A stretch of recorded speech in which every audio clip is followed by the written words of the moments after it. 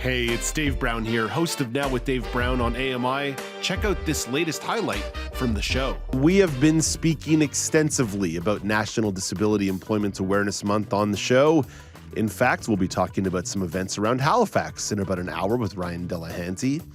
Every time I think we've explored all the angles, one of our colleagues comes forward with another great idea. I definitely recommend checking out Jenny Bovard's segment from a couple of weeks ago on our podcast. Excellent stuff, telling a personal story about an access denial and the work she did to resolve it through a human rights case. There are opportunities and organizations that assist people with disabilities start their own business. So let's talk about entrepreneurship and disability with Marco Pasqua. Marco is the co-founder of Meaningful Access Consulting. Hey, good morning, Marco. How are you? Good morning, Dave. Great as always. Nice to chat with you. So, Marco, the whole conversation, this entire topic we're jumping into today, stems from an experience that you had at a local business. What is Studio 73? Yeah, so thanks, Dave. This month is actually also Community Living Month in BC, and that celebrates and recognizes the contributions of persons with developmental disabilities in our community. And Studio 73 is actually home to a group of artists with developmental disabilities who work with glass to create beautiful glassware and other decorative pieces. Now, over the pandemic, they had to switch their model completely virtually, but this year, about 2 weeks ago, Karen and I were actually able to go to their actual storefront and pay homage to those artists and actually buy some of their amazing decorative pieces that they've created. And I just think that it's incredible that Studio 73 is a place that was born out of someone's garage, like many entrepreneurship ventures are, and is giving an opportunity for people with developmental disabilities to express themselves and actually make an income off of their art. It's truly awesome. Marco, let's scratch a little bit deeper in that, about the opportunity that Studio 73 represents. More broadly, what do you think that represents? Yeah, I think it represents artistry, entrepreneurship, inclusion, and providing a space for people with disabilities to express themselves and turn their passions into something meaningful that can truly bring the community together. I think, honestly, anyone who's got the bug of entrepreneurship in them knows that they want to be their own boss and they want to carve their own way. And maybe the traditional 9 to 5 isn't for them. And I'm seeing more and more businesses pop up with founders with disabilities who, in a system where maybe the traditional 9 to 5 doesn't work for them, they've decided to carve their own path, much like myself and my wife, and said, this is how I want to make a contribution to society. This is how I want to make my living, not just have a job, but make my living. And I think it's so important for all people to embrace that, but particularly those with a knack for it if you have a disability. We could be here all day if we started shouting out all of those businesses. Every time I see one pop across my social media feed, I'm always interested and a little bit curious. There was one that I found out about recently called Brewability in Colorado that's all about inclusive hiring practices for people across the disability spectrum and universal design within the bar. So beer, pizza, universal design, inclusive hiring. This is speaking my language. Next time I'm in Denver, I know where I'll be going. But what about some Nice. businesses that come to mind for you? Yeah, so a couple years ago, I was watching Shark Tank, and I love entrepreneurship shows, and there was a business on there called John's Crazy Socks, and that's in the U.S., and it's based from a father-son team where the son has Down syndrome, and his dad recognized that he loved to create art and express himself through funky socks. So they thought, well, why can't we make this into a business? I kid you not, Dave, they're a multi-million-dollar business now, just from the team selling funky, cool design socks. You've probably also heard of the restaurants that got really big a couple of years ago, Dark Table, founded by individuals who have a low vision or who are blind, and you eat completely in the dark. And I've experienced that once before, and it was really interesting experience for myself. So I just love seeing more people within my community, persons with disabilities, really going out there and shining.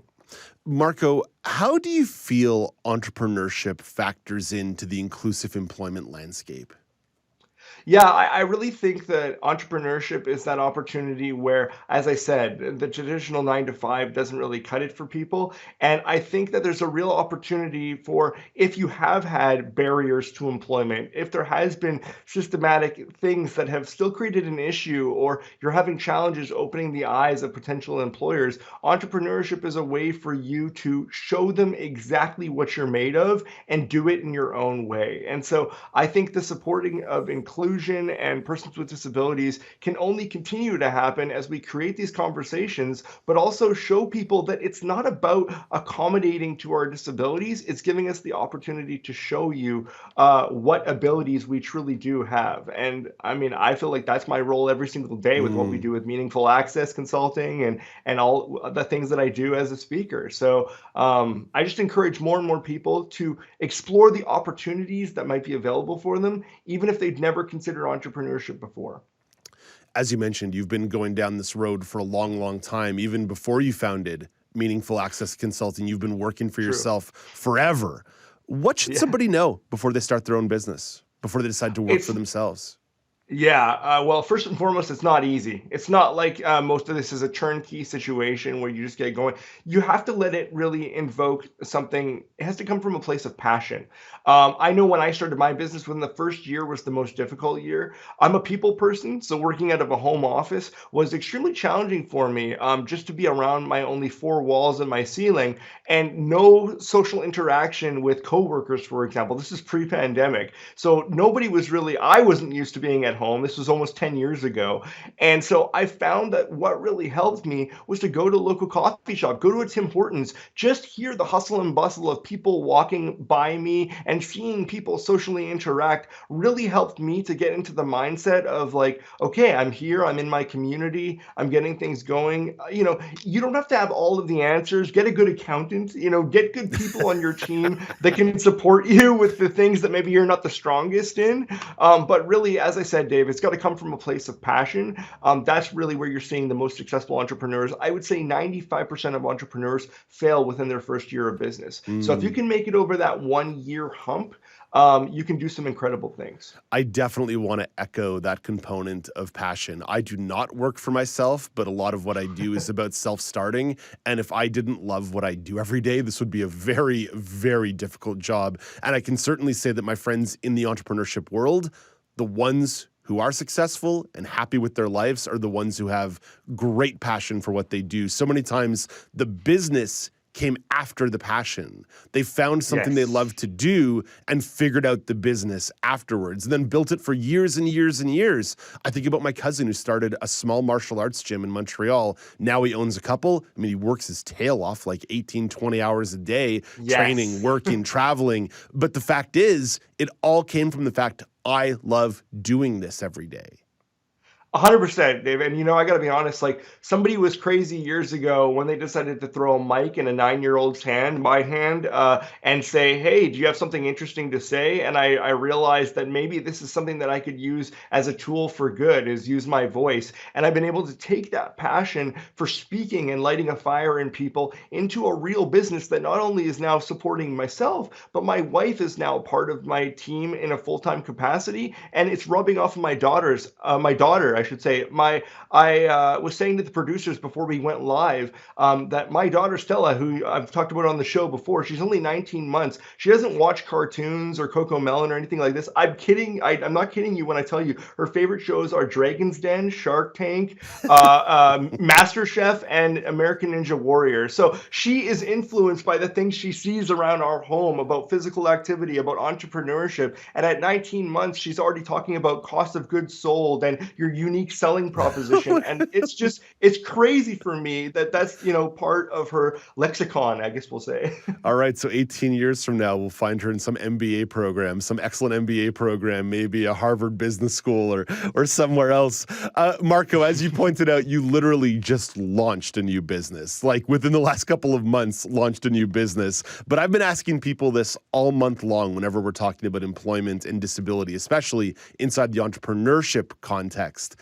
If I could do it all over, or if you told me today, Dave, you've got to do something completely different, I've said this before. I would start a laundromat, dry cleaner, and ideally in the same complex have a convenience store right next to it. I think I would enjoy that work. I've previously worked for McGill Athletics, where I used to wash the sports teams' equipment and wash their uniforms, and it gave me such a sense of joy and accomplishment because it was straightforward, but it was also fun, and I still got to interact with people, and there was always that sense of pleasure when I finished something.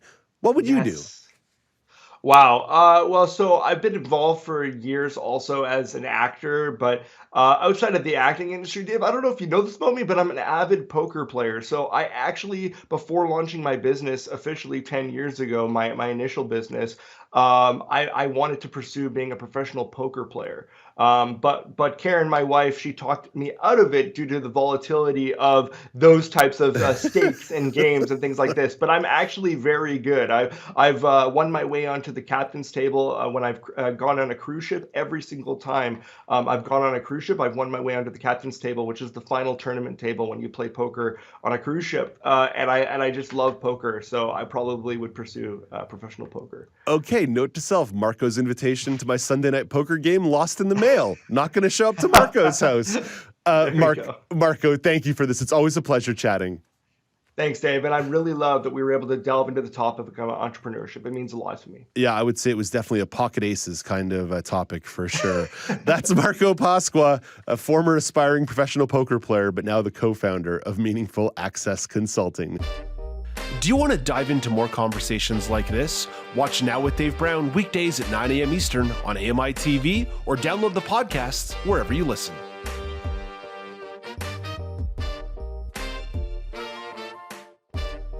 Do you want to dive into more conversations like this? Watch Now with Dave Brown weekdays at 9 a.m. Eastern on AMI-TV or download the podcasts wherever you listen.